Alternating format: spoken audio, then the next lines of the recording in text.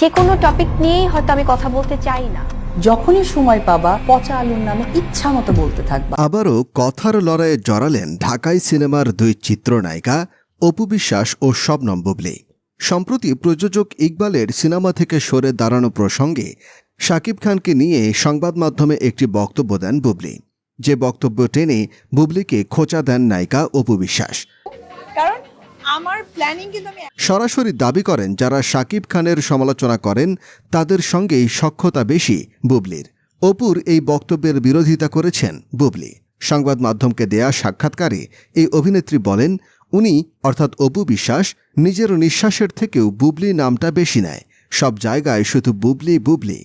Viral হওয়ার জন্য তিনি এমন কিছু নেই যা করছেন না। তিনি বুবলী নাম নিতে নিতে মানসিক রোগী হয়ে গেছেন। অপু দাবি করেন সাকিবের নাম নিয়েই এখন টিকে থাকার চেষ্টা করছেন বুবলী। যে বক্তব্যের জবাবে এই নায়িকা বলেন, সাকিব আমার পরিবার, আমি সবসময় তার নাম নিয়েছি এবং সারা জীবন নেব।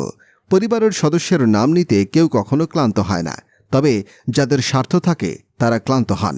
আর যে মহিলা অর্থাৎ অপু বিশ্বাস এসব বলছে, সে কে, যিনি ছাগলের ৩ নম্বর বাচ্চার মতো সবসময় আমাদের মাঝখানে তিরিং বিরিং করেন, সারাক্ষণ নিজের মতো বানানো মিথ্যা রচনা বলেন। বুবলী বলেন, হাস্যকর হচ্ছে তিনি তার নিঃশ্বাসের থেকেও বুবলী নামটা বেশি মুখে নেন। সব জায়গায় শুধু বুবলী বুবলী। ভাইরাল হওয়ার জন্য এমন কিছু নেই যা তিনি করছেন না। এই বুবলী নাম নিতে নিতেই মানসিক রোগী হয়ে গেছেন। হোক সেটা আড্ডা, সহকর্মী, টেলিভিশন, ইউটিউব, যেখানেই হোক না কেন তার মুখ দিয়ে শুধু বুবলী আর বুবলী। কোথাও গেলে তাদের শিখিয়ে দেয় আমার নাম নিয়ে প্রশ্ন করতে, যেন একটু ভাইরাল হন উনি।